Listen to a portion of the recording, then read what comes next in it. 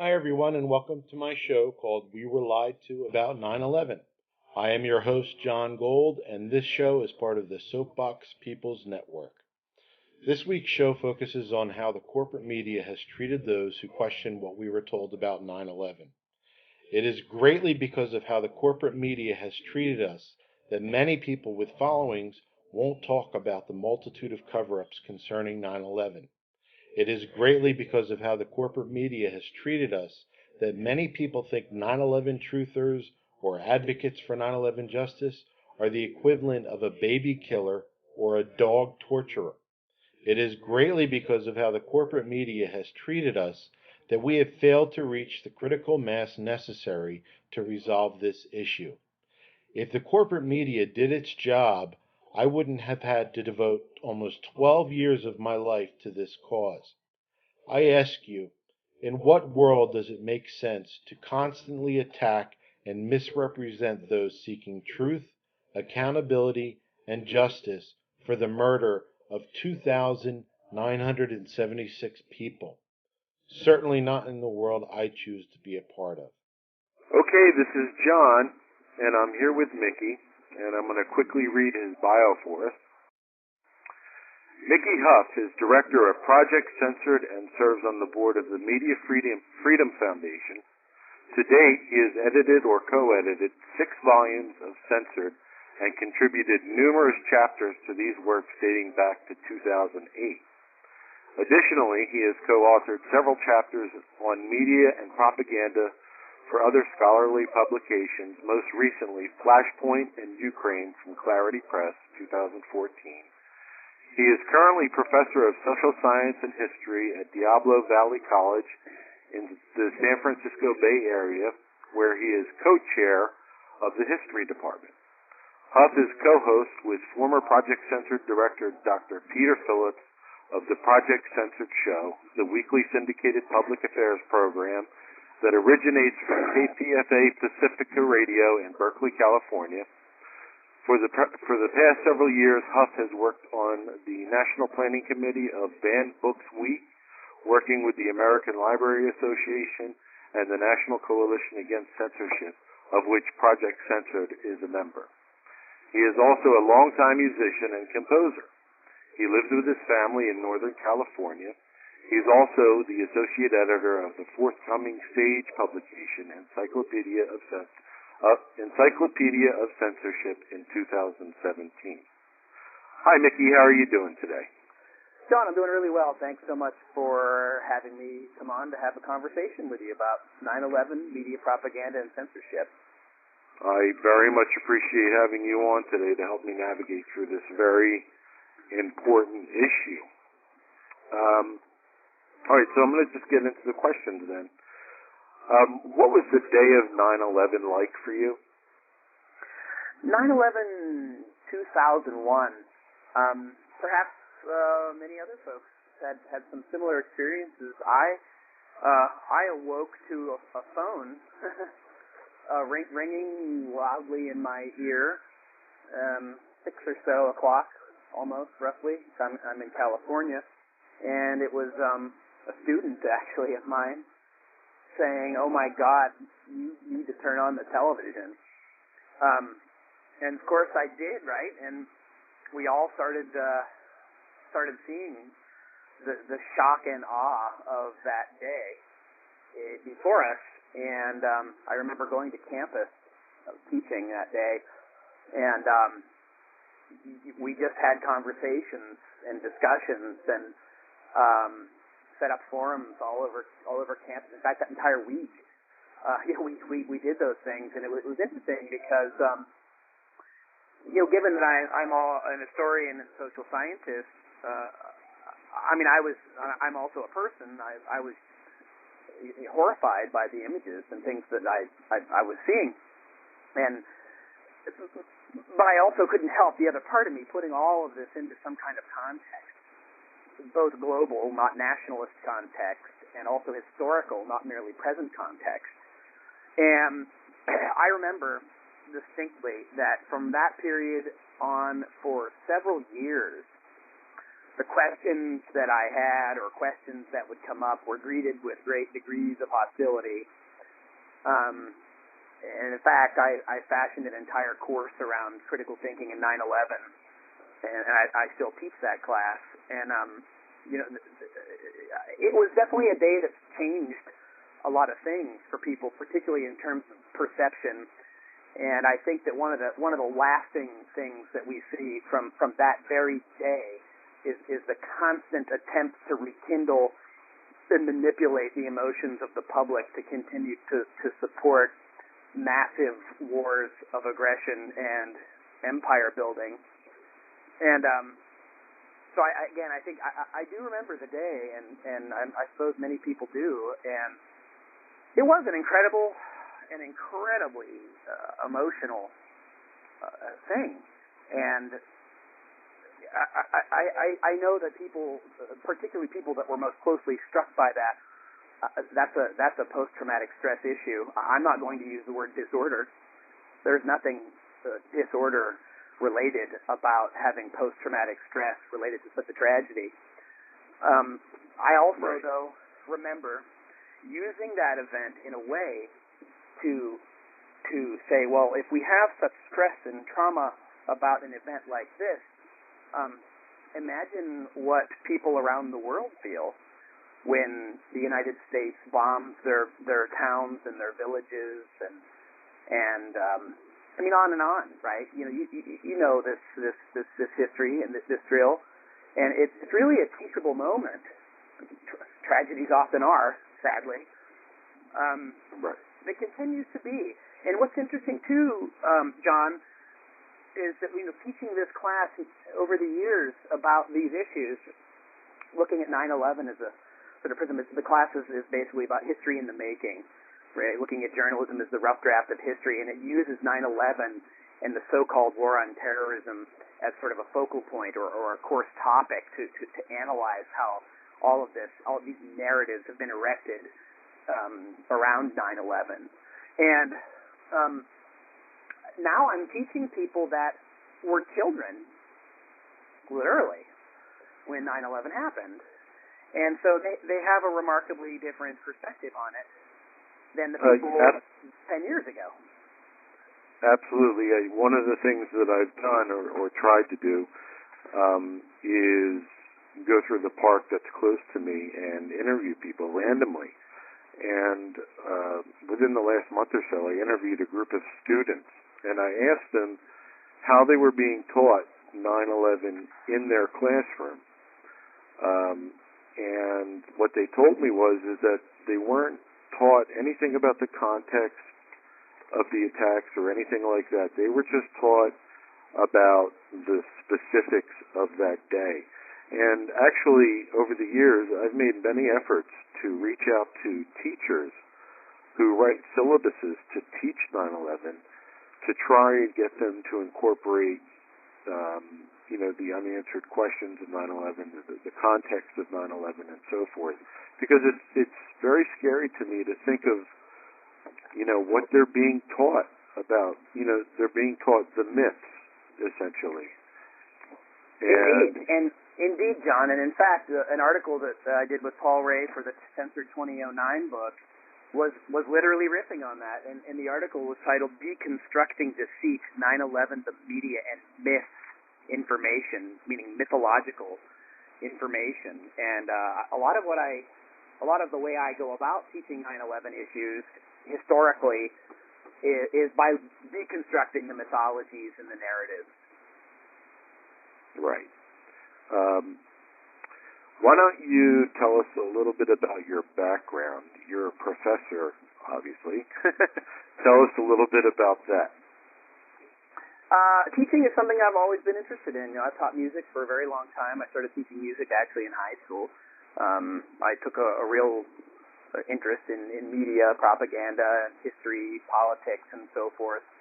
And as I went through college and veered over to become a history major and went to graduate school for history, mostly looking at the recent past and recent historiography of the United States and interpretation, particularly about myth-making and the power of official narratives to mold and shape the way people perceive the past, such that it creates a prism in the present that they are predisposed to see things in a certain light or in a certain way, and less disposed to ask potential questions to challenge those narratives.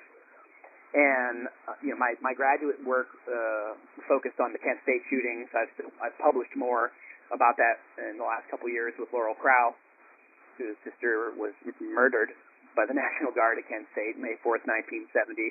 And it's the same kind of it's the same analytical kind of approach of like, well, there's a lot of things that are going on, both historically and in the present, that appear to be one thing, but there is often reluctance for people to sometimes address the severity or the roots of some of these issues, because again, we're predisposed through conditioning, through our media, through education, to not necessarily question these things and to just not know. As you said about 9/11, many people don't even really know the facts involved with these issues.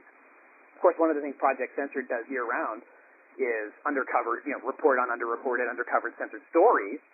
But this is historic. I mean, this is a history, right? We have to uncensor all of our unhistories in order to have context in the present, such that we can, in real time, critically think about and deconstruct current events. And so that's really my interest in this, and that's why I ended up in education, is because I just thought it was a great vehicle to be around people to just talk about these things as much as possible.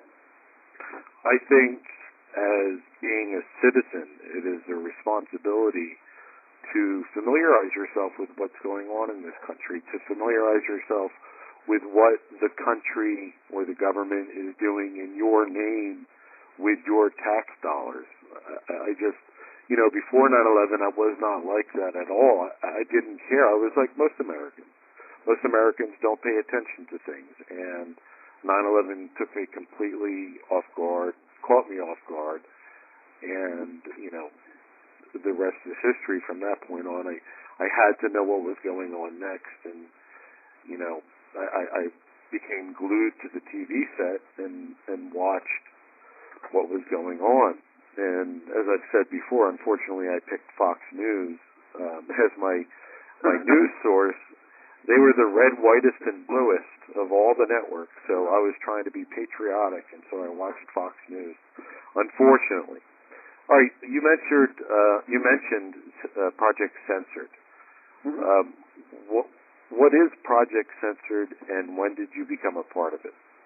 Project Censored is a media research organization, an academic research organization that stresses the importance of news media literacy and critical thinking.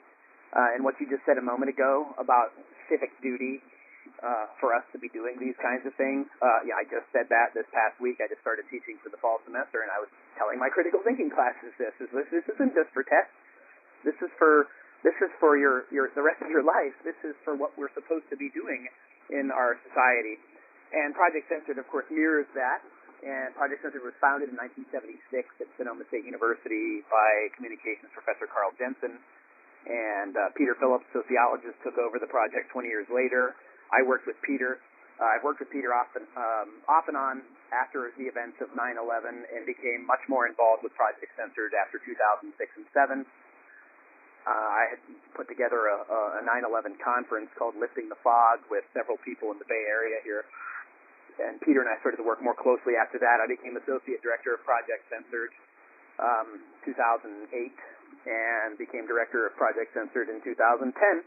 And what Project Censored does is researches and vets the most underreported or censored stories in the U.S. press. And, of course, we focus on the independent alternative press, and we point out what corporate media failed to do under alleged free press principles. And I say under. Alleged is because the idea behind the free press is that the media, the news media, reporters, journalists, they will tell the public what is going on in a meaningful way, contextually, such that they can act intelligently in civic affairs. And unfortunately, of course, that's not how corporate media function. And they are, in fact, a large propaganda arm of the establishment of the military-industrial security complex, of U.S.-NATO empire. And they're also a commercial medium that provides sufficient distraction and tries to get people consuming and doing these various things. But lost in there is the free press principle, as George Selby said, the great reporter in the 20th century, said the purpose of journalism and the news media is to tell people what's really going on. And that's what Project Censored really tries to do, is give people the opportunity to find out what's really going on.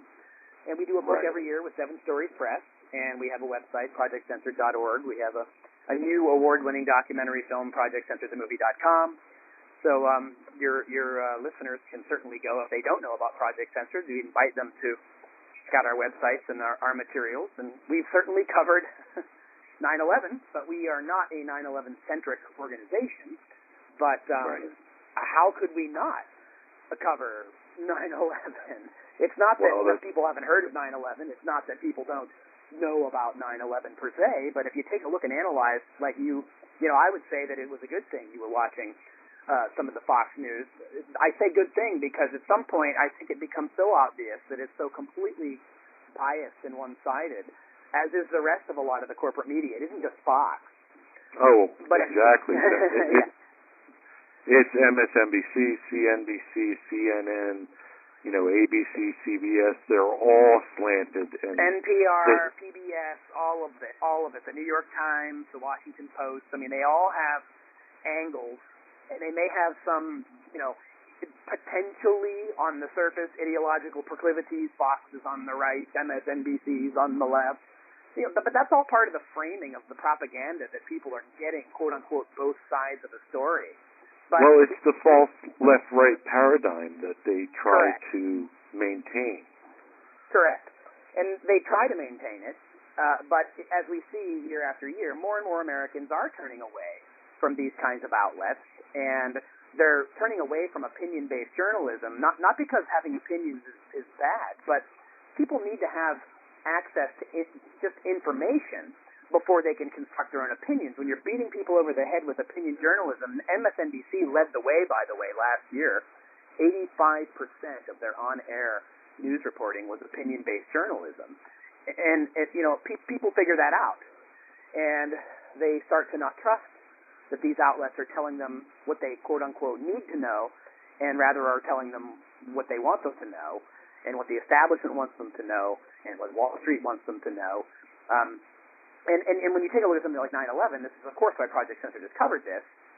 Project Censored is not weighed in necessarily in terms of saying, well, this is exactly what happened, or this person's right, this person's wrong. And, it's not, we try not to, get involved in movements politically in that regard, because we're a free press organization, and that's our movement. That's our concern. But in the process, we naturally had to cover some of the things that were going on with 9/11 that were just so preposterous in terms of media coverage. We certainly, and boy, when we weighed in on 9/11 issues, I have to tell you, man, that it really hit the fan. A lot of longtime project supporters, really just were like, wow, you guys are a bunch of conspiracy theorists. You're a bunch of conspiracy nuts. And, Peter Phillips had to really deal with this, and I came on afterwards, and of course, since I had an interest in 9/11 as an educator and a critical thinker, as well as a concerned citizen and as a human being, in terms of how 9/11 was used by the establishment to wreak havoc around the globe, literally killing millions of people, displacing more than tens of millions of people. We're still doing it, as obviously but I thought that, how could we possibly turn our backs and ignore 9/11 and just pretend that, even let's take the left, quote unquote, or take the libertarian right, very critical of government, very critical of the role of powerful institutions in our society.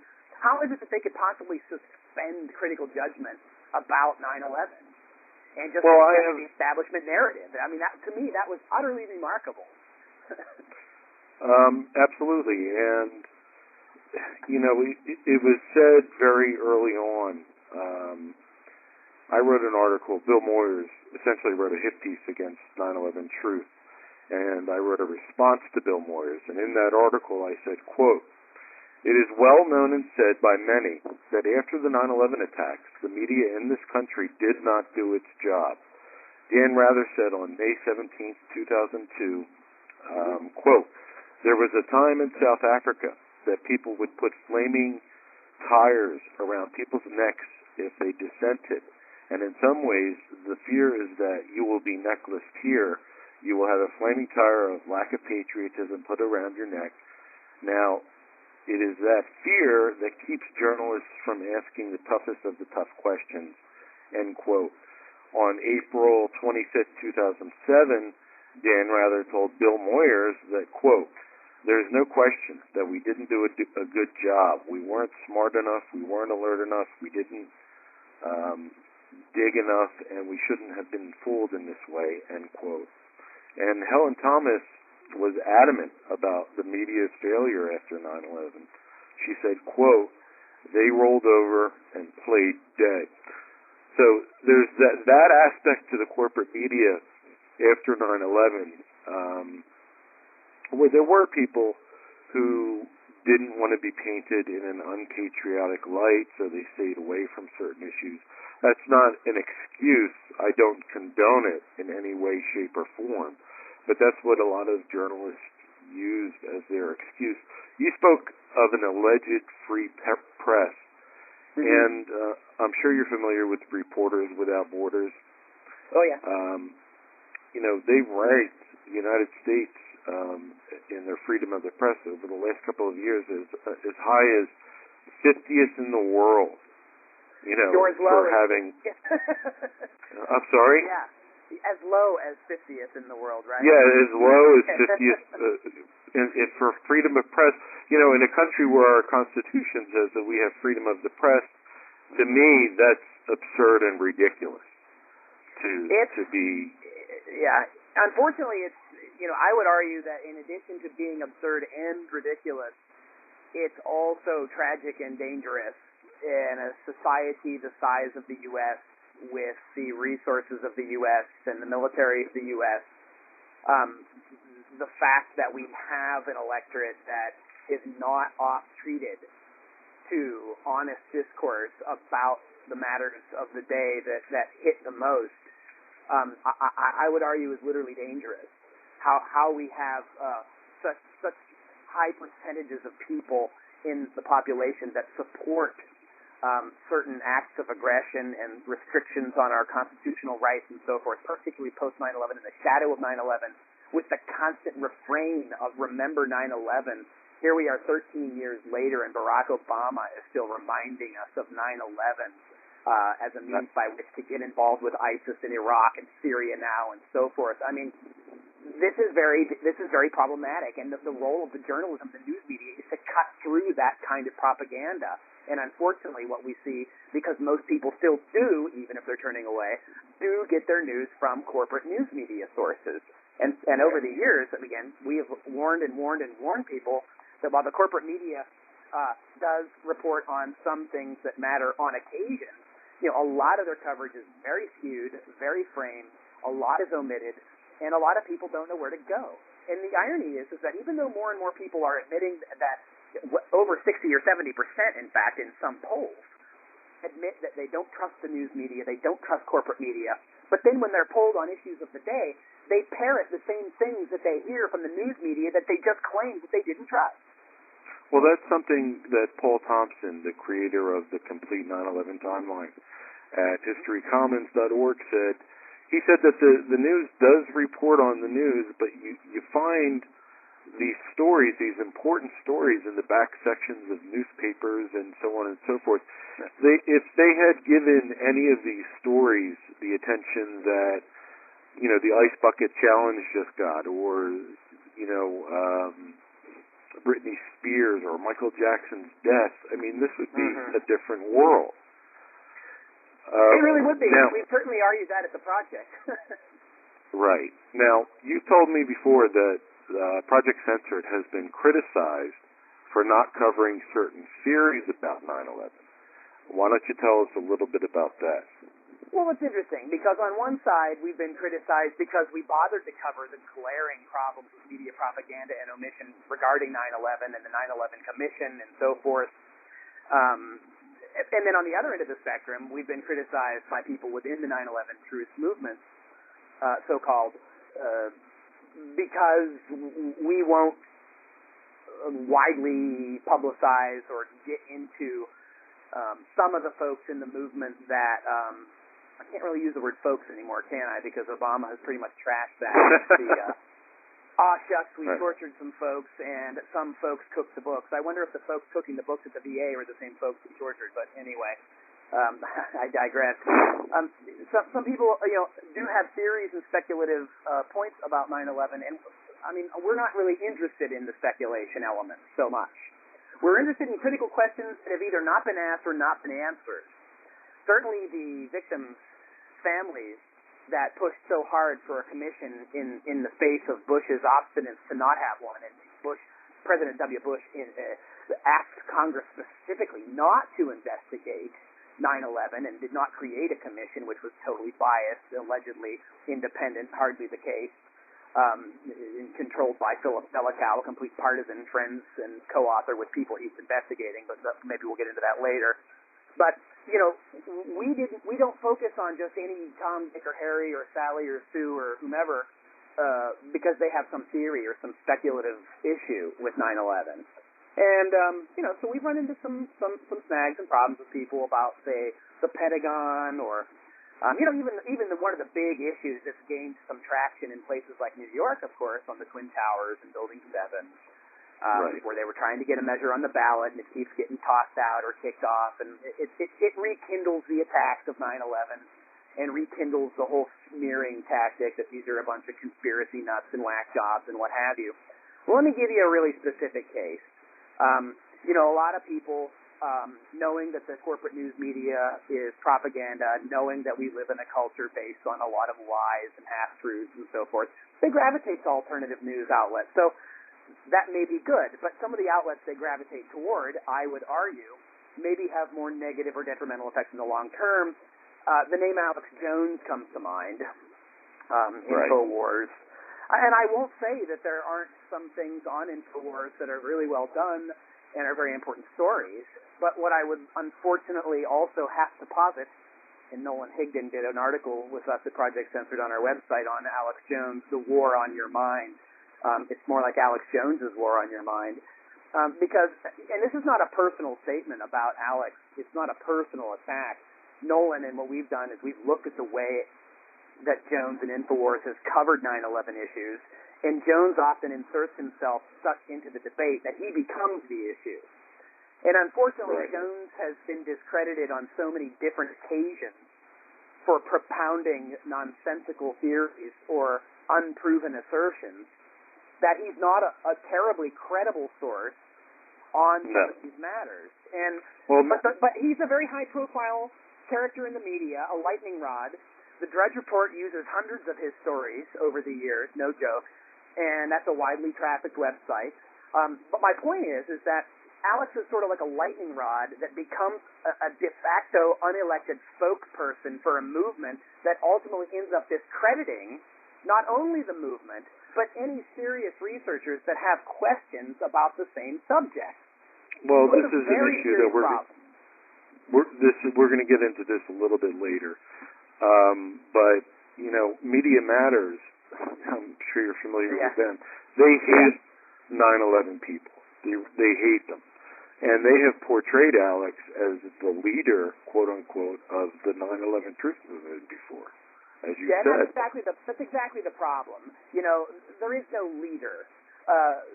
It's an issue, and there is a faction of the 9/11 truth and justice movement, I would say, that really, at the core, wants to know what happened and want real investigations and want material released.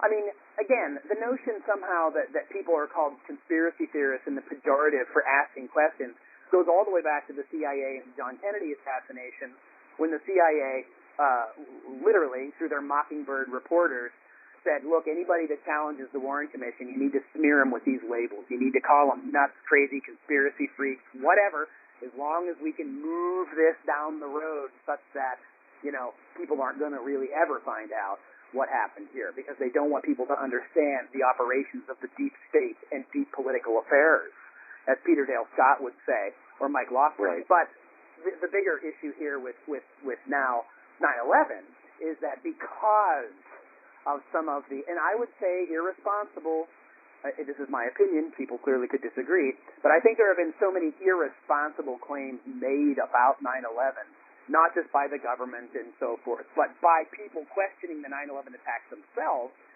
that it has made it a very confusing and difficult to navigate field or topic, and add into it the emotional reactions people have about the 9/11 events. And a lot of people in the public, they don't necessarily know. Who do they trust? Where do they go? And so forth. And I would then argue that when people become sort of like one click away, and you're over to Drudge, over to Jones, over to what have you, I think a lot of the general public sort of sees this as like, wow, look at this guy, bloviating, foaming at the mouth.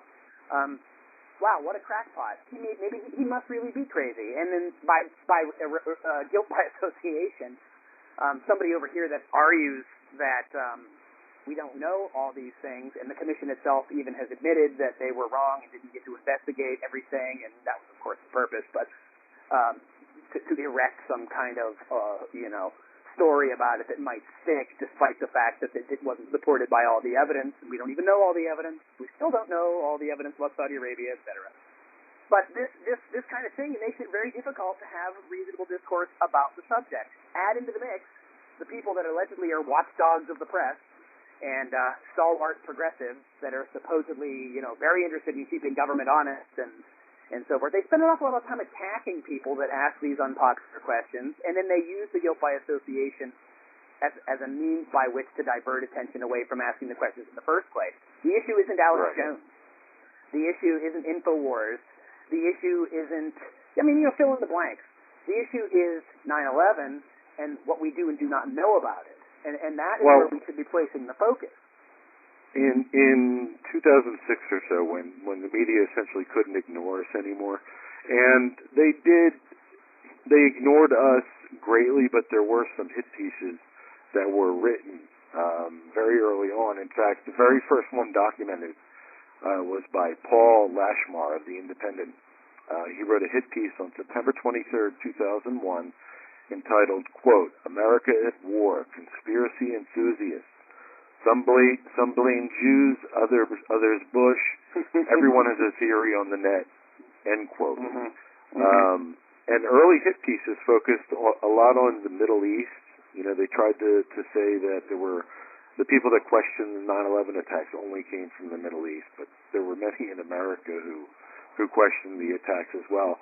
And as far as, in 2006, when the media really couldn't ignore us anymore, as you said, they had guests on that I considered to be the fringe of the 9/11 truth movement. They had people like Jim Fetzer, Webster Tarpley, Kevin Barrett, David Von Kleist, Alex Jones, Morgan Reynolds, and, for trying to paint us as anti-Semites, they had on Christopher Bolin at one time. Yes.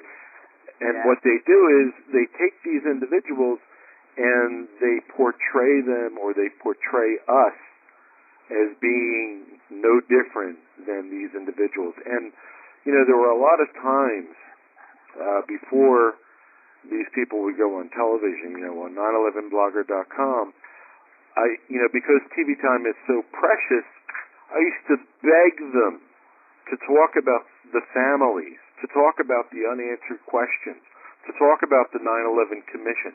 In my mind, an author, because TV time was so precious, an author becomes an activist when they get on the television.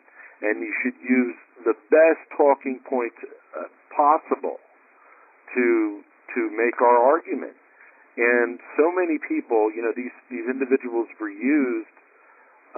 They were essentially useful tools for the establishment to paint the 9/11 truth movement as, crazy conspiracy theorists and so forth. They would never have on family members and stuff like that.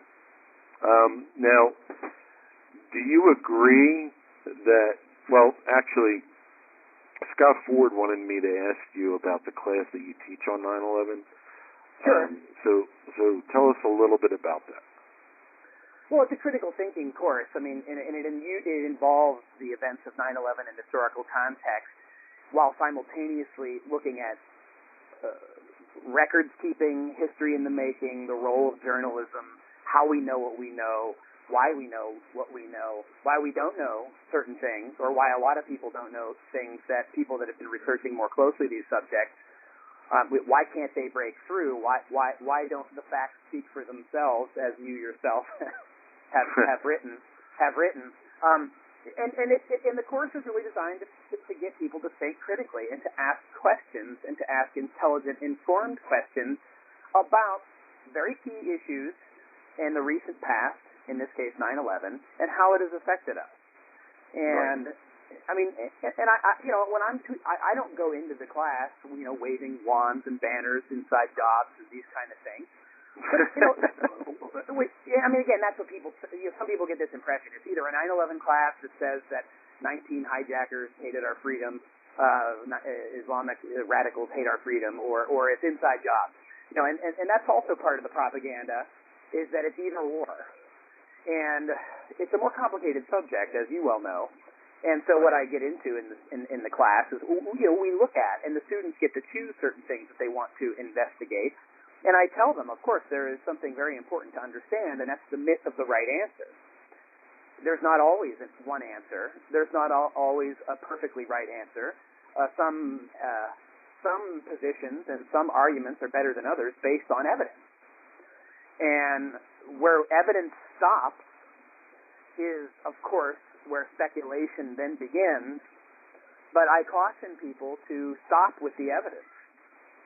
And well, what I tell... Go ahead, I'm sorry. No, go ahead, John. Well, what I generally tell people is to look at both sides of every argument. Every argument that you hear in the 9/11 truth movement. Or all six sides. This is what I argue, is like, let's look at all the sides. There's more than one. Exactly. Exactly. Look at every...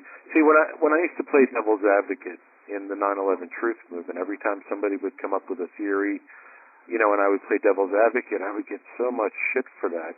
And, just like you talked about being criticized for not covering certain theories, I took the same kind of thing. And I got to tell you, one of the problems that the 9/11 truth movement has as a movement is that, and I'm guilty of this as well, is that we would contact journalists and angrily ask them, why aren't you covering this? Why aren't you covering that? And because of that, many journalists don't want to touch the issue anymore. Even journalists who used to report on issues don't want to touch this anymore because they don't want to get blasted by the emails and so forth. And to me, it's not an excuse to ignore the multitude of cover-ups concerning 9/11, but I do almost understand it. Well, I can say I've seen it firsthand, and frankly, I've seen it directed toward me, Peter Phillips, and at Project Censored, and one of the things that I do, addressing the Scott Ford's sort of what's going on in this class question, one of the things I stress, particularly in the beginning of the term, is that how we communicate to others and each other is at least as important as what we're communicating. Because we're humans and we have emotional thinking, we have critical thinking, we have reactions, and when you're coming after, when you're going after, let's say this way, when you're going at, not you personally, but when you're going after somebody with a big truth stick, and you're very angry that other people won't unravel that and look at it and validate your concerns, that does enrage people, but it also makes people on the other end of that stick feel like they're being attacked. And so I would argue that that's entirely counterproductive in terms of communicating. And what I've experienced is when I more soberly address critiques and questions in a macro way with some of these people in journalism or other professors and so forth, is that they spend the first 5 or 10 minutes going off on a rampage about anecdotes of how many times they've been assaulted verbally from people, and it really wears on them. It really wears on them. And I know Bill Maher has railed on 9/11 truth because of hecklers, and I know to some degree Howard Zinn, who originally was a little supportive of some of David Ray Griffin's work, later sort of distanced himself some of that, again, it's fatigue. It's just people just can only handle being berated and attacked so long until they start to just see everybody that has a question about something like 9/11 is the same. And now we're back to the Alex Jones problem, right? And somehow the sober, intelligent, legitimately concerned citizens, certainly the people, the victims' families of 9/11, it gets drowned in the din of our contentious bread and circus media culture, such that we have to spend some time with each other really unpacking that baggage and tearing down those walls to say, okay, let's go now. Let's have our little therapy session, and now when we're done with that, let's address some of the key facts, key issues, and key unanswered questions, and let people in to the dialogue and conversation in a way that they feel that they're in the driver's seat. And you can Socratically sort of say, okay, well, so what's your aversion to the subject? Let's forget about the personalities, let's forget about the people, let's forget about your personal experiences. Tell me how you can make sense of fill in the blank, John, right? The unanswered questions. The facts speak for themselves. Go through a list of things that we know. I mean, something that's so common as forewarnings, right? Historical. Go ahead. What you're talking about is something that we would never see on the corporate television. We would never see an hour-long discussion. But you're right. We would never see an hour-long discussion with somebody like Paul Thompson or Kevin Fenton or even myself talk about these issues and not allow the corporate media to frame it in a certain way, completely unedited. There was an interview years ago with Martin Luther King. He was on the Mike Douglas show. And he had a chance to speak his views and make his arguments and so forth. You literally will not see that today. And one thing I want to mention,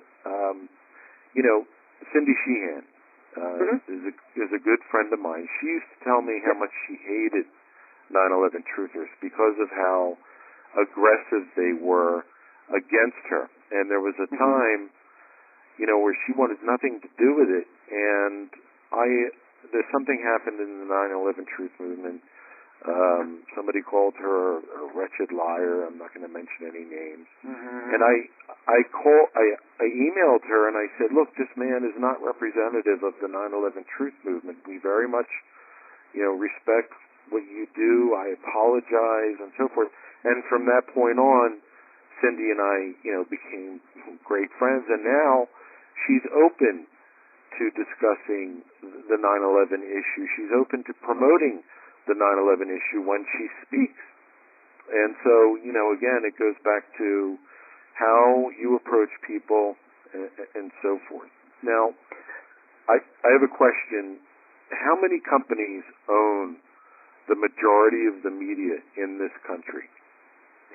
In the United States, we're down to about 5 or 6 that control roughly 90% of the media. And when we say that, it's not just news media. It's the entertainment and infotainment complex.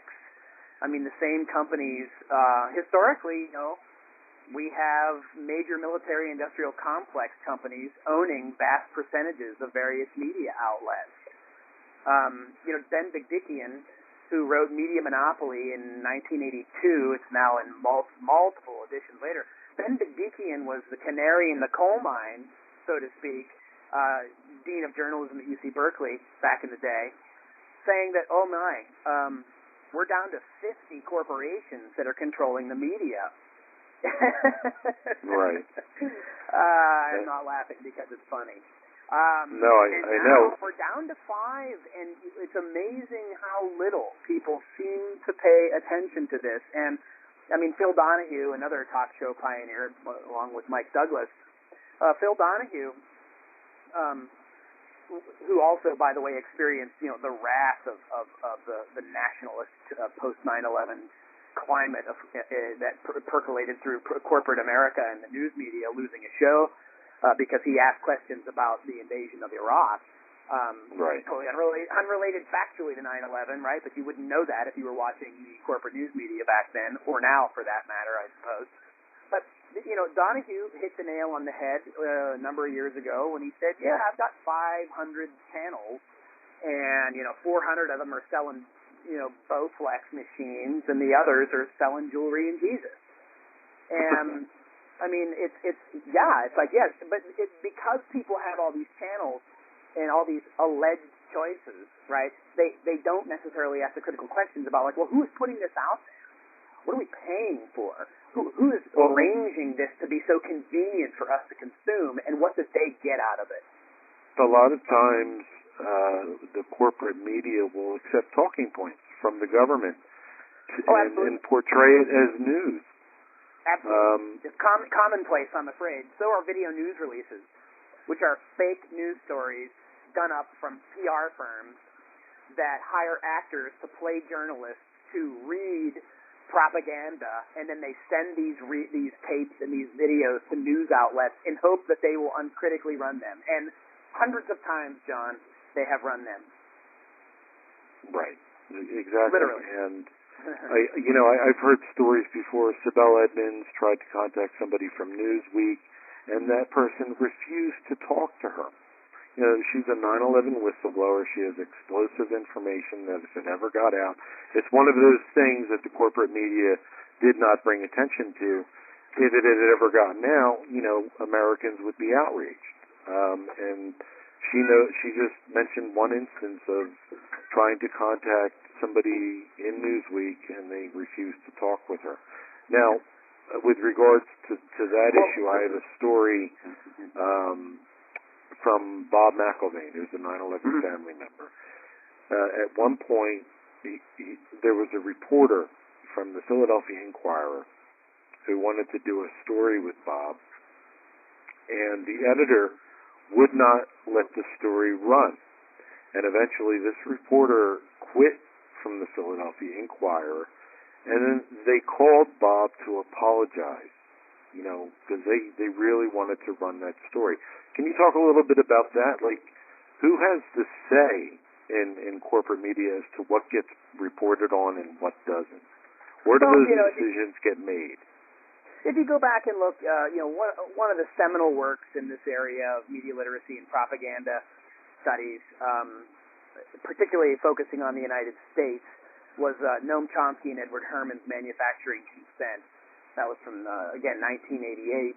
And I know in the 9/11 movement, Chomsky's name often draws great ire because, well, why don't you address these issues? And why don't you, and again, I think that the litmus testing that we talked about earlier, that the notion that there are people in both left and libertarian circles that, if you have a certain view on 9/11, that determines whether or not they'll ally with you. And within the 9/11 movement, they have another litmus test, that if you won't say X about the Pentagon, then you're on the wrong side of the issues, and on and on and on. Correct. It became cult-like. The 9/11 truth movement became cult-like. And very tunnel vision. But I'm not into throwing babies out with bathwater here. And I have critiqued Amy Goodman or Noam Chomsky on some issues, and I have agreed with them on many, many others. And I can at least acknowledge, where people have contributed intellectually and culturally in very positive ways, I think, overall. And I don't think it's fair that we can just litmus test people on one issue and discard them. And I do think that that's also what draws contempt for particular movements and outlets both alike. And that's what I think is important to cut through. So back to the question of who makes these decisions? Well, manufacturing consent is literally a term that's taken from the 1920s. Walter Lippmann, Edward Bernays, Freud's nephew. These folks were really instrumental in selling World War I to the American public. And engineering consent was one of the terms that comes out of that period. In other words, the modern democratic theory in the early 20th century, it was that, we have more and more people voting and participating in society through the progressive era. We have more and more people that want to be part of government and so forth. That's fine. But the munitions industries, the banks, and the established powers Well, how are we going to control the masses? Going back to the founding of the United States, as Alexander Hamilton would, basically look at the rabble and see, how can we deal with these ignorant people? Democracy will never work. We have to tell people what to do and think because they're too stupid and ignorant to do it on their own. Well, that's where manufacturing consent comes from, and that's the idea that, well, if you just control the range of opinion and control the flow of information, then you can ultimately attenuate the outcomes of public opinion that then may be steered toward supporting policy X or policy Y, when prior to the steering and controlling of that information, the public may have had a very different view about policy X or policy Y. Well, obviously this is extremely dangerous.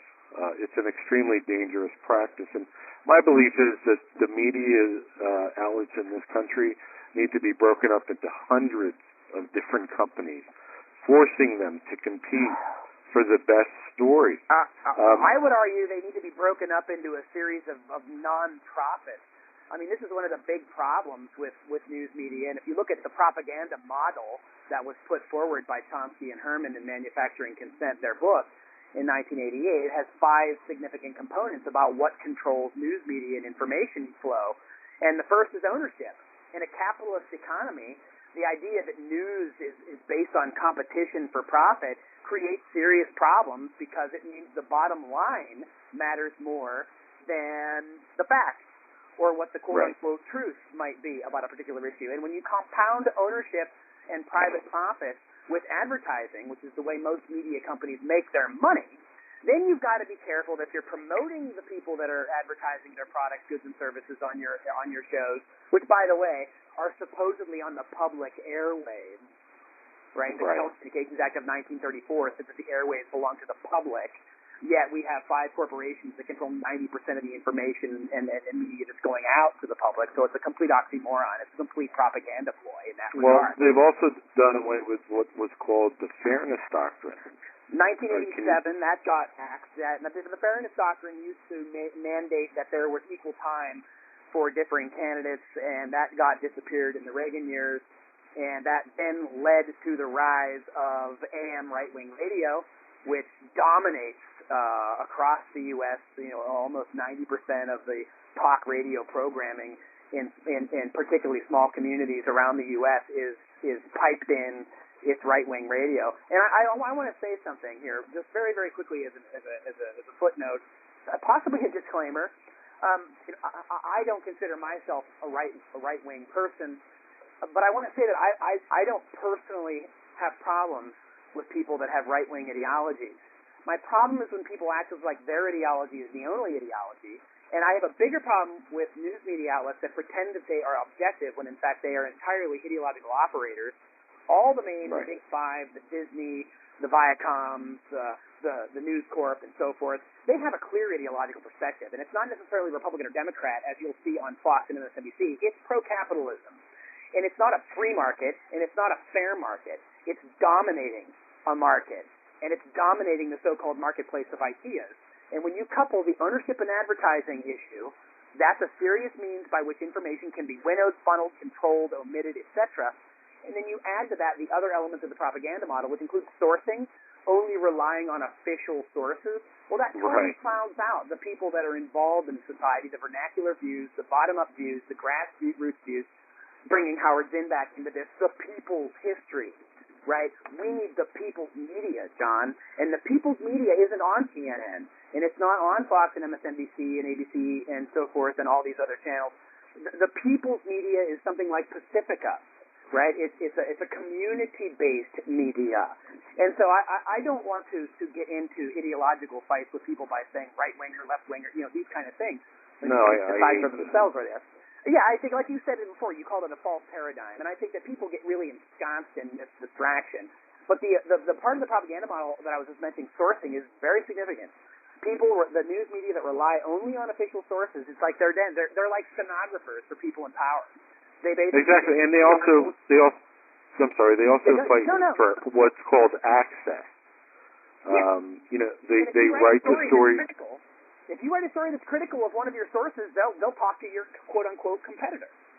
But exactly. I would say the competition is a ruse. I mean, that whole idea that these groups are competing is, I mean, that's propaganda in and of itself. That's what what's used to make people feel like, oh, this is really competitive. They're definitely going to scoop each other. They're going to tell us what's really going on because that's how they make their money. No, nonsense. These are all people that hobnob with powerful people. They eat in the same restaurants. They hang out at the same meetings. In some cases, at some news outlets, they literally have people there that are married to people that are in powerful positions that they don't disclose. All kinds of stuff like this goes on. So sourcing is a real serious problem of bias in news media that a lot of people don't pay attention to, unfortunately. And then the last couple of points in the propaganda model, one's called flack and the other is ideology. Well, we've already addressed ideology and ideological bias. And in the United States, while it masquerades as donkeys and elephants, it's really about bottom line, and it's about capital markets and controlling profits for shareholders. Corporations are required through their charters by law to do what is necessary to maximize the profits of their investors. That clearly competes with the need to tell people, as George Selby said, what's really going on. Because if it goes against the profit motive, then the people that make those decisions can be removed from leaderly roles in the corporation. So we have the owners, the advertisers, of course, that trickles all the way down through the editors and so forth. And I want to underscore one key point about this propaganda model. Flack, by the way, is feedback, boycotts. There are ways in which people in news media outlets can be influenced or pressured to report or not report certain things. So there are several different things that work together through the propaganda model. But the thing is that a lot of folks, when you ask journalists, there's the folks word again, sorry, can't use it. A lot of people in journalism, they'll say, well, nobody tells me what to report. Nobody tells me. Jim Lehrer was just saying this not long ago about PBS NewsHour. Nobody's ever told me what to do or what to report. Well, what a lot of people don't know is that PBS, even though it's quote-unquote public broadcasting, the Lehrer NewsHour, the flagship news program on that show, was basically privately owned and funded by Liberty Media, which was a conservative, organization. And so, in other words, Jim Lehrer doesn't need to be told what to report or not report per se. Jim Lehrer is an intelligent person.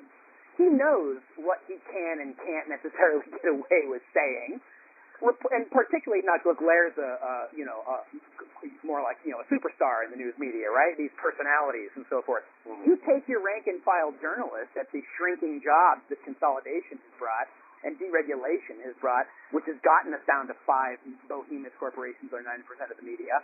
You don't need to tell these young journalists what to report and not report. If you're reporting and writing about something and your editor doesn't publish it, how long do you think that's going to happen before you lose your job, John? And covering controversial issues is always problematic. Well, how we cover controversial issues.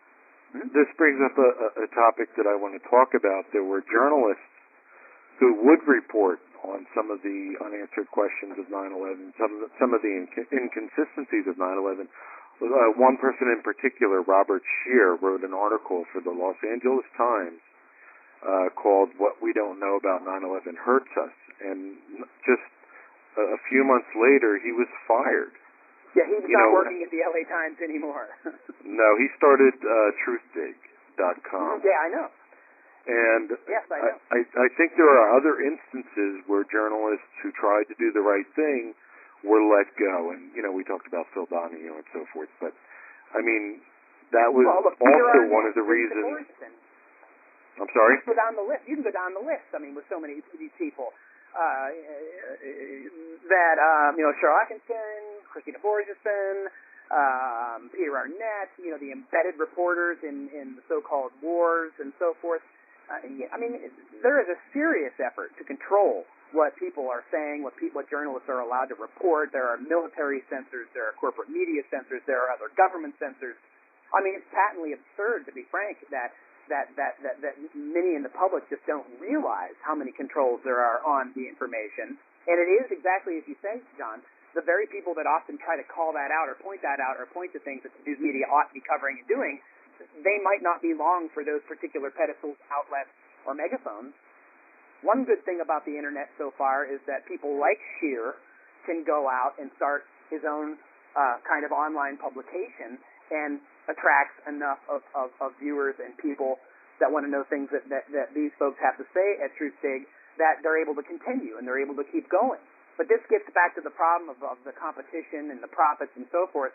Again, I'd argue that the nonprofit model, the community-based model, like higher education, we have tenure for professors, and even though some will say, well, tenure's abused and so on, but tenure is very important for academics because it protects academic freedom. And journalists really need to have the same kind of freedom to report the things that they see without fear of retaliation.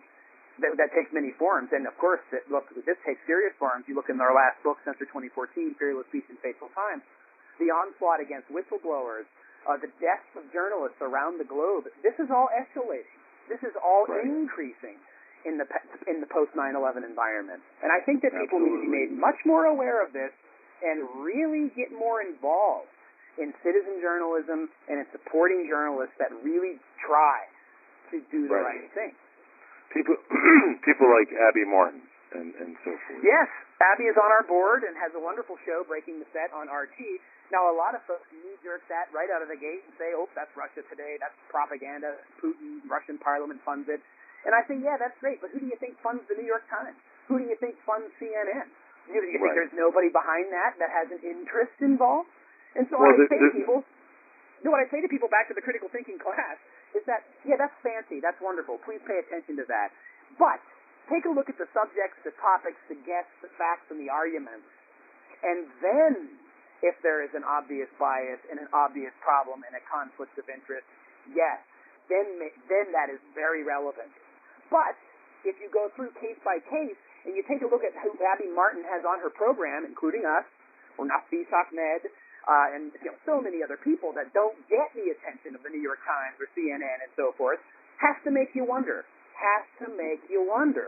That one of the reasons people not being involved by being invited on these shows. Well, we know why, John.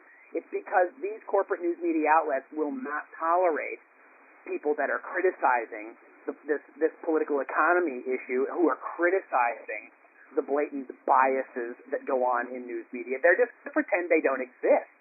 And a show like Abby's, Breaking the Set, really, I think, hits where it's like a who's who of who should be part of the public debate about what's going on, who most people never hear of. Right. Now, I brought up Abby for a reason. And, I coined the phrase 9/11 truther. And unfortunately, because of how it's been tarnished over the years, I now refer to myself as an advocate for 9/11 justice. But I want to read the definition that I wrote for the phrase 9/11 truther. In my mind, a 9/11 truther is someone who fights alongside the family members seeking truth and accountability for the 9/11 attacks. In my mind, a 9/11 truther is someone who fights for the sick and dying 9/11 first responders who need health care desperately. In my mind, a 9/11 truther is someone who does not like how the day of 9/11 is being used to inflict pain and suffering around the world, and is trying to stop it by using the truth, something we have been denied by our government regarding the 9/11 attacks. Now, that's the definition of a 9/11 truther. I get to say that because I coined the phrase. Now, unfortunately, because of the corporate media's coverage of the corporate media's attacks against 9/11 truthers, they've essentially made a 9/11 truther it's a term of mockery. It's a term of mockery. Yeah, they've made it the equivalent of a baby killer or a dog torturer. If you even, oh my God, a 9/11 truther. Now, Abby recently, she spoke out against Russia's actions in the Ukraine, and she got a lot of flack for that. But one of the things that they did is they went through her history and saw her activism with 9/11 and tried to use that against her. And we've seen that in many cases. Absolutely. Van Jones, do you remember him? I remember well. I'm not saying I'm a fan of Van Jones, but, he signed this 9/11 truth statement years ago. And they used that against him to get him out of the Obama administration. How many times have we seen, let's talk about celebrities. Every time a celebrity has come out and spoken on behalf of 9/11. You know, Rosie O'Donnell, Mm-hmm. Willie Nelson, Heather Thomas, Charlie Sheen, who I don't like, but whatever. Every time someone like that has spoken out, the corporate media went into attack mode. Of course. And I wrote an article years ago. I don't remember the title. It was something like "Recording Mainstream Media Attacks in Unison Are Hard," or just recording mainstream media attacks that just happen to take place in unison. And it's across all networks that these people get attacked. And it's very coordinated. It's very coordinated, and the term has propagandistically been transformed quite successfully by the establishment and corporate media. I don't call it mainstream media, John, because I think you and I and the we're the mainstream. They are the mainstream, and I think they're the corporate media. They're the media that has their agenda, and our media, I think, John, needs to have the people's agenda. And that's why we need to have these kinds of conversations, and that's why that's why Peter Phillips and I have the show on KPFA Pacifica Radio once a week. I think that's what we need to be doing, and we need to counter that. Corporate news media is irrelevant, I think, other than being a propaganda arm of the state and the corporate state, to be more specific. And I think that we need to be aware of that, and they have successfully. You're correct, John. They have successfully turned the word truth into a tarnishing term. And boy, I have to say, that is a travesty. That yes, the very thing that is pure about human existence, to seek wisdom and seek understanding and compassion, is part of a process of truth. The great Indian poet Rabindranath Tagore once wrote that truth comes as a conqueror only to those who have lost the art of receiving it as a friend. The truth meaning the process of coming to reasonable temporary conclusions based on facts, based on evidence, right? And what has happened is as our governments and the corporate news media have literally turned that very term, describes that process, into a negative, pejorative attack. And that is at the core of the propaganda organ. That is ultimately the way to control public opinion. Because you don't want to find yourself on the receiving end of that kind of attack now, do you, John? No, you don't. Because look what happened. You lose your job and so on and so forth. And you lose your credibility and so forth. Yeah, you lose your credibility. You lose your following. Yes.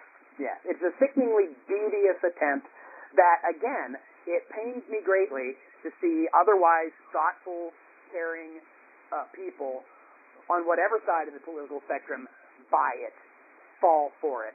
And anytime I hear somebody uttering the term conspiracy theorist as a pejorative label, it has already told me enough about that person. Nothing much about the person or movements they may be attacking. It's told me that they are intellectually lazy, they are potentially dishonest, and that they are not interested in having open dialogue. They're interested in attacking people to bolster their own position or status. Right. Well, one of the problems with demonizing people who question 9/11 is that it's very difficult to get people who have a voice, who have a following, to even address the issue anymore because of the fact that they're afraid of the backlash that they'll receive. Yeah.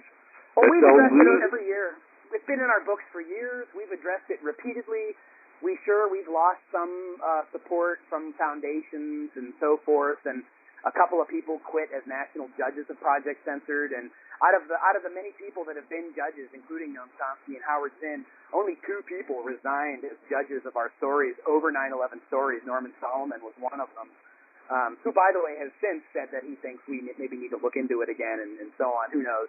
But my point is that you're right about that. There has been this tarnishing effect, but we've focused on the media coverage of it and the lack of information that comes out through the corporate media about these types of events. Next week, we're doing a 9/11 show yet again.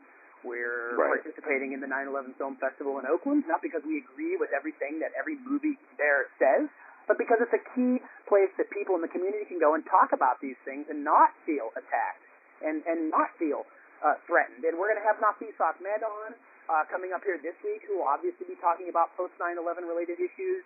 We have Shahid Buttar coming on from the Bill of Rights Defense Committee in a couple of weeks talking about post-9/11 civil liberties issues. these are real issues connected to 9/11, and we cannot be afraid to address these issues, or else we are throwing in the towel for the next generation. Well, I'm going to address a few things right now that you made me think of, things that are omitted by the media, things that are absolutely ignored by the media. And before we get into this, everybody should know that each time one of these things have happened, there's been mass email campaigns to different corporate media outlets informing them that these things are happening. So it's not like they don't know they're happening. They just choose arbitrarily to ignore them. And I'm going to go over a list of things that I believe are newsworthy events that happened that the news media completely ignored. And, one of those things are the many conventions that we've had over the years. The very first, or one of the very first, was the 9/11 omission hearings, which took place in New York City on September 9th, 2004, a few months after the release of the 9/11 report. It was chaired by then former Representative Cynthia McKinney. They had a multitude of family members speaking. They had authors and researchers speaking. There were hundreds of people in the room, and nobody covered that. And there were many examples of that from many different conferences over the years. Now, a few things that has been completely ignored by the media, unless it's an attack piece. The different Zogby polls that 911truth.org commissioned over the years, those were completely ignored. The only polls that ever seemed to get any attention were the ones that were run by CBS or New York Times, that talk about conspiracy theories and stuff like that. The 9/11 congressional briefing that took place in July of 2005 that was chaired by then Representative Cynthia McKinney. She won her seat back. And the Jersey Girls, the Lori Van Auken, Mindy Kleinberg, Monica Gabrielle, the September 11th Advocates, they testified at this hearing. And the September 11th Advocates, the Jersey Girls, during the time of the 9/11 Commission, they were on TV all the time. And, we had this thing where in this country we should support the 9/11 family members and so forth. But after the release of the 9/11 report, when the myth was written in stone, when the Jersey Girls would speak out, they were almost entirely ignored. They've released so many press releases over the years calling into question this or that. And I'm going to give you two examples. And remember the word newsworthy, okay, when I read these? This is the first one. It's from August 4th, 2006. It's called 9/11 Widows Issue Statement Regarding Pentagon Deception and 9/11 Commission. Quote, "The fact that the Commission did not see fit to tie up all loose ends in their final report or to hold those who came before them accountable for lying and or making misleading statements puts into question the veracity of the entire Commission's report. Individuals who came before the Commission to testify after NORAD's appearance had no reason to state the truth. It was abundantly clear that there would be no repercussions for any misrepresentations." And they finished their statement by saying that the 9/11 Commission was derelict in its duties. What we needed from them was a thorough investigation into the events of September 11th. Inexcusably, 5 years later, we still do. Now, yeah, that's inexcusable. You're correct. And nobody covered that. I mean, this is something to me that should have been plastered across the television screens across the country, and never did. Again, you're right. There are decisions that were made by people in very high places to report the press releases from the Commission. I mean, look, it's so amazing that there are even people associated with the Commission itself who have publicly stated that the Commission itself was a whitewash, it was a cover-up. John Farmer comes to mind, the Dean of Law at Rutgers University. the former legal counsel to the commission. I mean, it's really riveting in a lot of ways. The two main commissioners, Keene and Hamilton, have discussed the problems and how they don't know and how we really don't know. It reminds me painfully of the 1970s when the Congress basically had House Subcommittee on Assassinations and so on, and they basically said, yeah, that Kennedy thing, that Warren Commission report, that's a lot of problems, a lot of flaws there. We don't think it's very accurate, but we don't know what to do about it, so move along. Nothing to see here. These aren't the droids you're looking for. Here we are in 9/11. Here we are, where there are ample statements from people both involved with the commission and outside, including the victims' families, that are saying we're still waiting for an actual investigation. Well, I want to read the second press release from the Jersey Girls, or the September 11th Advocates, and this was written in February 4th, 2008, after the allegations from Phil Sheenan's book, The Commission, came out that said Carl Rove was speaking to Phillips Zelikow, or, the idea that he may have been taking direction from Phillips Zelikow, who knows, came out, and they came out with a statement, and it was titled September 11th Advocates Comment on the Impending Release of Philip Sheenan's Book. Quote, why, when this congressionally mandated commission could have done much to fix the fatal flaws in our government by conducting a real investigation and making vital recommendations, would they instead allow it to become a sham? This investigation was meant to fix the loopholes that allowed our country to be so vulnerable. Why would they choose instead to succumb to political machinations? What would we find out if a real investigation into September 11, 2001 were ever done? The bottom line is that the most deadly attack on American soil since Pearl Harbor remains dangerously unexamined. This can only be remedied with an investigation guided by the facts and conducted outside the reach of those with a vested interest in suppressing the truth. End quote. Again, another press release from the Jersey Girls that should have been splattered across the TV screens across the country. And I want to go through a couple of other things really fast. The release of 9/11 Press for Truth. That was completely ignored by the media. And again, you don't see this that is at a the film. 9/11 Museum. Exactly. You will not see 9/11 Press for Truth at the 9/11 Museum.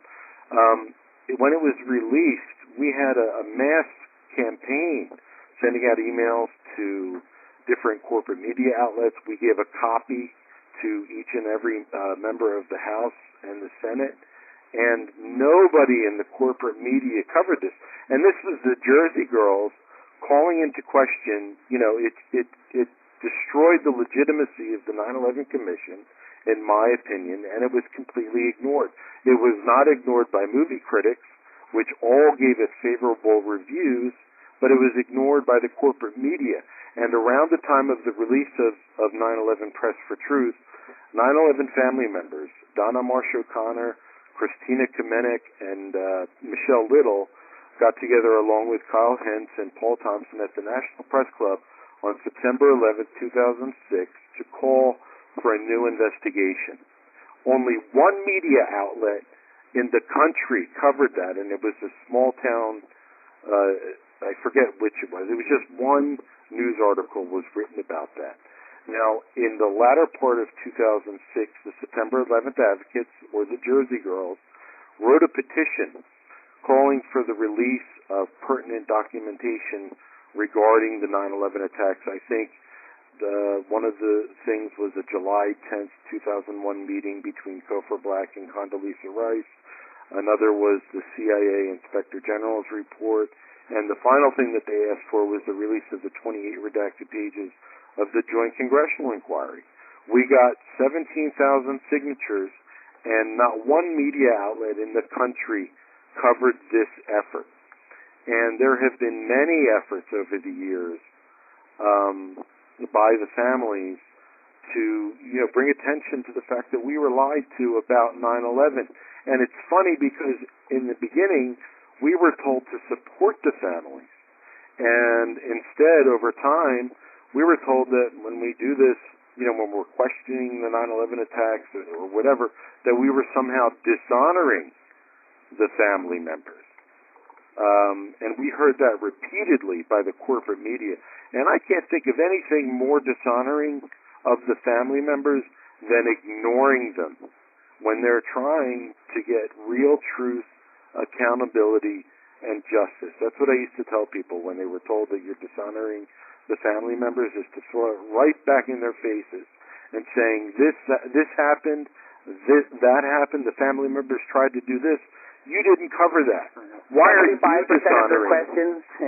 75% of their questions were never even asked, let alone answered. I mean, about that. Lori Van Auken and Mindy Kleinberg wrote a report in September 2006 that showed how poorly the 9/11 Commission answered their questions. Again, something completely ignored by the media. Well, I have to say that the purpose of official, quote-unquote, official commissions in government, I mean, the purpose in Machiavellian fashion is to create a narrative and use that narrative and put to bed questions. It's not to necessarily seek out the truth or to investigate all avenues. I mean, and we even know this from listening to some of the commissioners who said, well, we were never allowed to see that, or these agencies would not give us these documents. So the erection of the commission is political theater in many ways. And attacking people that support the victims' families is another way of trying to own politically the message of the families. As you'll recall, there was no politician, really not too many politicians, that weren't gaming to get photo ops at so-called Ground Zero. Only takes the first responders to the curb for a decade thereafter. I mean, even under the president. That's another thing. They completely ignored all of the good work that the 9/11 Truth Movement did for the 9/11 first responders. We were the only group that was trying to support them, that was trying to bring attention to their issues, that was trying to get them health care. And, until Jon Stewart, right? Yeah, exactly. Jon Stewart, he was the hero of everything. Yeah. Even though we tried for years and years to bring attention to their issue. But I would argue that it's interesting. That example is interesting because notice that if we do use the big megaphone and the platform to rally people to just causes, they respond, because it was once many people were reminded of this travesty through Jon Stewart on a comedy program that people mobilized and pressured Congress to do something. So I mean, so this is exactly why the media is controlled, John, because once people understand what's going on, people, general, everyday, regular folks like us, we react, we respond. We are not operating under the aegis of corporate profits or global dominance. We are operating as human beings that want justice and want truth and want to help each other. And if corporate media, let's get rid of that word corporate for a minute, if that technology was used in a way that addressed the injustices of the world, well, we would have far fewer of them now, wouldn't we? Absolutely. So it's an incredibly powerful medium. How it's used, unfortunately, matters, and who controls the levers of that machine matters even more. And we, the people, John, don't control CNN and Fox. And all we can do is control our remotes by turning them off. Stop buying their propaganda, stop buying their products, stop buying their messages, and become more involved in local independent media, citizen journalism, and use critical thinking and media literacy skills, which is again what Project Censored over the years has been combating, censorship and propaganda. And this is a message we hit home. We have hundreds of students and faculty on over 20 campuses across the United States, and what we want to do is really create this kind of curriculum where people have the opportunity to learn why it's not in their interest to watch these programs. I say programs purposefully because they are about programming. One thing I want to get into is how desperate the media got over the years. It was like blatantly obvious how desperate they were to destroy or discredit anyone questioning the 9/11 attacks. And you remember when somebody interrupted Bill Clinton and said 9/11 was an inside job, and he said, "How dare you?" At the time, Bill O'Reilly said, quote, "Clear-thinking Americans must condemn the fascists, the 9/11 truthers, and actively oppose the anarchy they embrace. Your children are getting this craziness in school, and it's 24/7 on the net. Only public opinion and criminal proceedings against the loons will tamp them down. Let those actions begin in earnest." Spoken like a true fascist. That's what fascism sounds like, John. Right. Fascism. And I want to get to... Don't forget George W. Bush. Let's not tolerate outlandish conspiracy theories about the 9/11 events, right? Concerning the 9/11 attacks. Yeah, exactly. It seems that the media... out of the gate. The corporate media followed his advice, it seemed, over the years. Now, I want to continue with how the media has treated us. Now, they have moved to the point, or they did move to the point, where they were actually trying to paint us as murderers, as dangerous, murdering people, like psychopaths. And there are many instances of this. And I wrote an article that 9/11 Truth has always been nonviolent, and I suggest people read it. It's available at 911truthnews.com. But they tried to paint us as murderers. There was something, we had a Treason in America conference in March 2010 in Valley Forge, Pennsylvania. And two different media outlets showed up, ABC and RT. The reason, well, I'll get into this. The reason that ABC came there was a recent guy who shot some bullets at the Pentagon. He was called the Pentagon Shooter. And apparently maybe he had written something about 9/11 online. And ABC was there to try and paint us all as dangerous as the Pentagon Shooter. And I'm going to read two different quotes from two different articles. One is from onlyinphiladelphia.com, and that was called TV Media Info Wars Strikes at Valley Forge 9/11 Truth Conference, and it was by Nate Graham on March 9th, 2010. Quote, "Perhaps there truly is no such thing as objective journalism anymore. TV news media organizations have their own slant on every televised story. Unbeknownst to myself at the time, two separate TV news organizations, Russia Today, RT, and ABC News, arrived to cover the same 9/11 Truth Conference here in suburban Philadelphia, but with different agendas," end quote. And Colleen Raleigh, 9/11 whistleblower, she came there to speak, and she was attacked by the media, by ABC.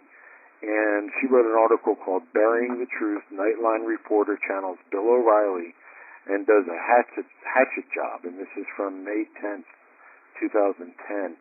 Quote, "When young, smiling female producer Katie Herman identified herself as being with ABC and asked for an interview, I had only just arrived at the conference, so although I was a little surprised that the Nightline TV crew was there, I immediately consented to an interview before anyone had a chance to warn me that the TV show was trying to concoct a connection between the conference and the mentally ill young man who had been killed a few days before,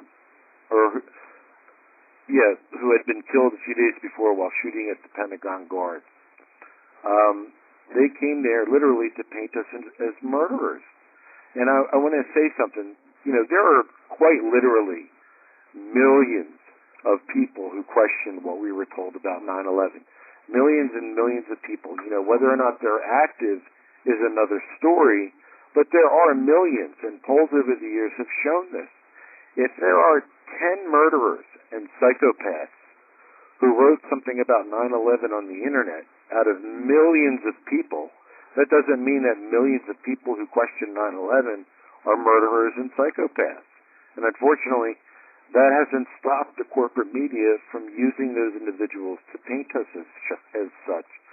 You know, after there was a Holocaust museum shooter who killed somebody. He went into the Holocaust Museum in Washington, D.C., and Glenn Beck got on TV and said that he was a hero of the 9/11 truth movement.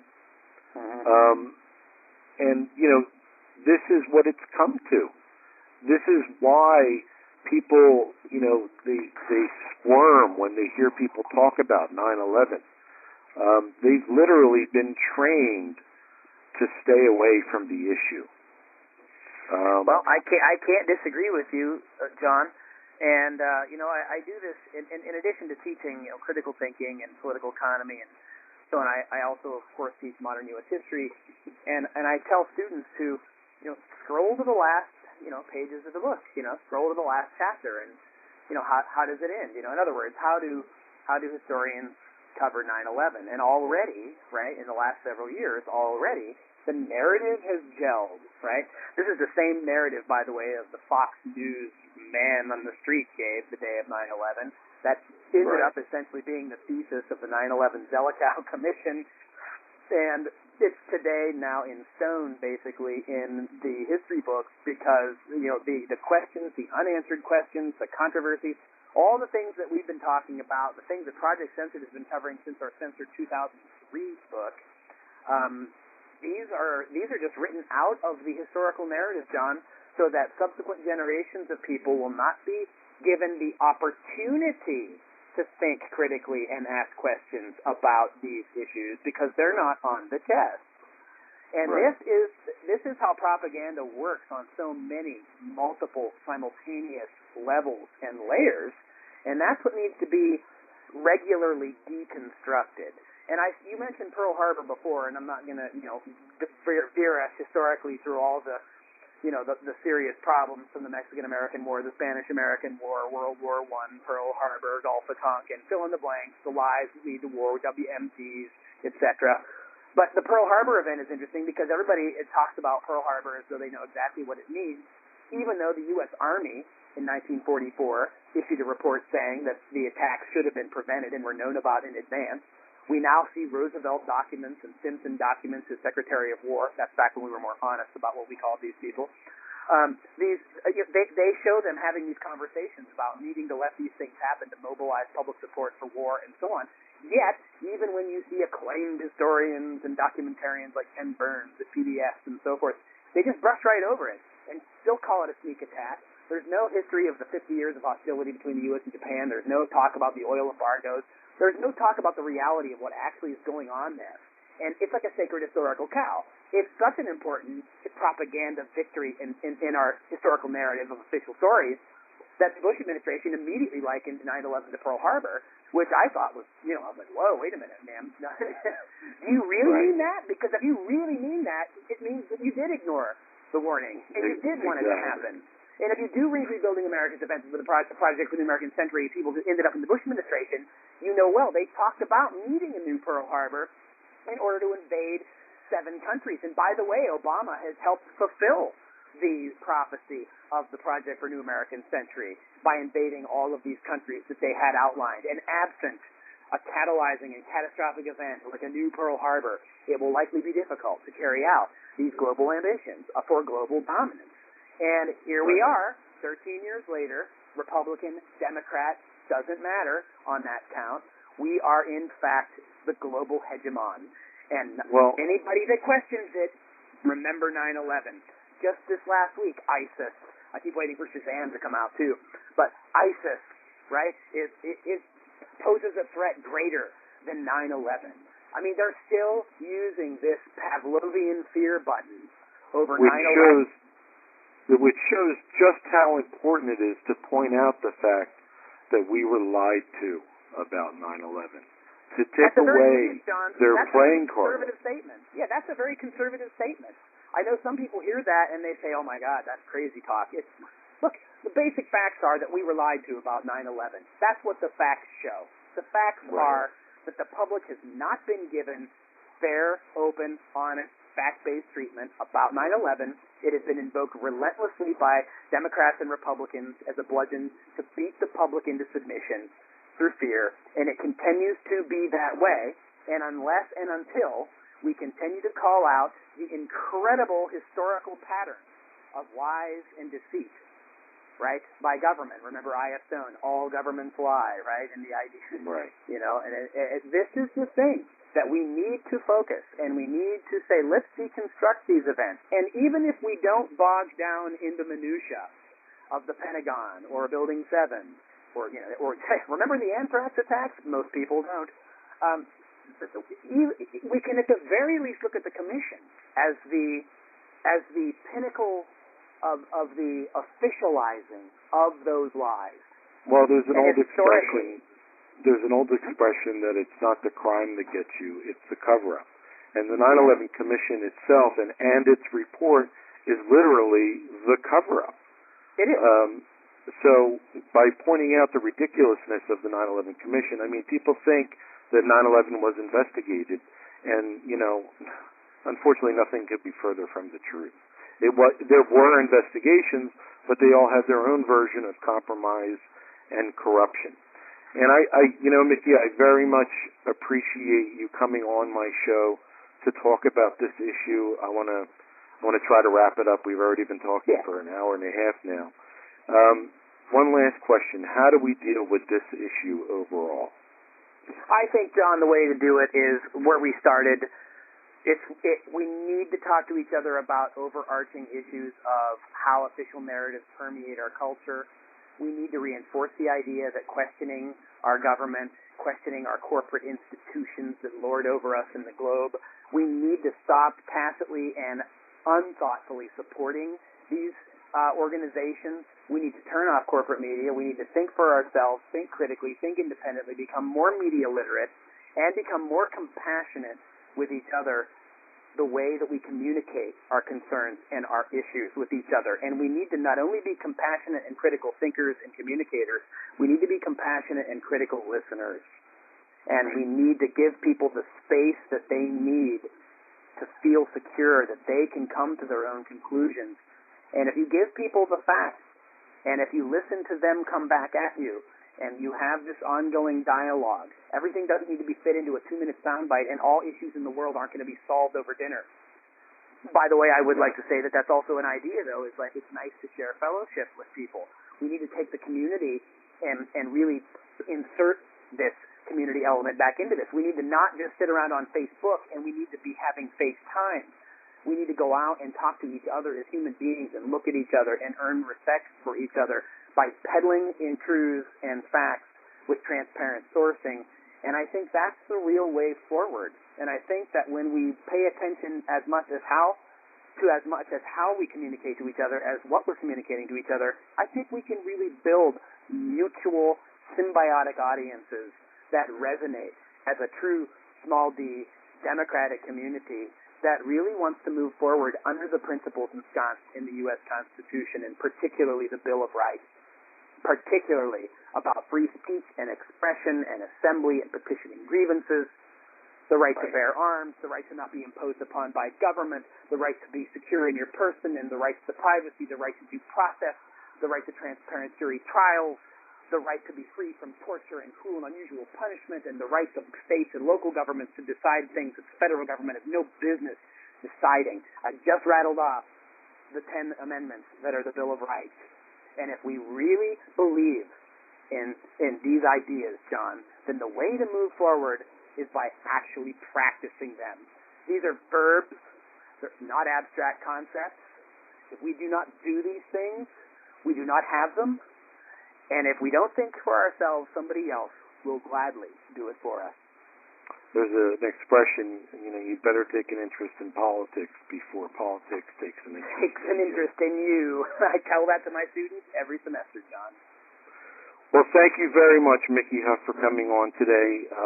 Are there any websites you want to promote? Sure, projectcensored.org. You can follow us on Facebook. The NSA and CIA surely do. We're at Project Censored on Facebook. Andy Lee Ross, our Associate Director, and I just finished Censored 2015, Inspiring We the People, with a foreword by Ralph Nader and cartoons once again by Khalil Bendib. We are mostly a donor-supported organization. We don't get a lot of grants and foundation support because of the kind of questions we ask and the stories we support. And we recently won a whistleblower, the Pillar Award in Washington, D.C. for persons of conscience in new media and journalism. Very honored to be working with whistleblowers and truth tellers. Thank you so much, John. And we'd like to open up our organization to all of the people that have their stories to tell and their underreported stories, and we'd like to help do it together. So we certainly like to hear from people. They can contact us through Facebook, Project Censored. They can go to projectcensored.org and show a screening of our film in your community, Project Censored the Movie. Go to Project Censored the Movie, ending the reign of junk food news. You can go to projectcensoredthemovie.com. You can go to the Project Censored website and see that. And, start this dialogue. Start the dialogue about how media is the root of some of these serious problems of communication we have. And then insert your issue. Then open up a discussion. Have a weekly discussion with people in your community, right? Use Project Censored as a leap, as a sort of a springboard into the conversations of, well, next week let's talk about how media covers Gaza and Israel. After that, why don't we have a meeting about how the media covers, we could have a whole hour-and-a-half shows on all this, as you know. What about 9/11? What about the wars in Iraq? What about ISIS? What about this? What about religious freedom? What about pensions being sold off to Wall Street and losing money in New Jersey and Rhode Island? What about the reform education movement? Look, we could fill in the blanks forever. And I tell people, take the issue you care about, take the issues that hit for you, check out how it's covered in the corporate media, and all of a sudden you've got your number 2 topic ready to go. Because if we don't address the problems of media and propaganda in this country and in the world, we can't really further our own other interests and causes because the communication is controlled. Right. All right, Mickey, thank you very much for coming on today, and I will look forward to having you on again. My pleasure, John. Anytime, and we'll return the favor on KPFA. So thanks again for all you do, and thanks to you and Cindy Sheehan for the soapbox. It's been my pleasure to be on. All right. Thanks a lot, Mickey. Absolutely. Bye-bye. One thing that I neglected to mention during the show is the fact that the corporate media started to attack the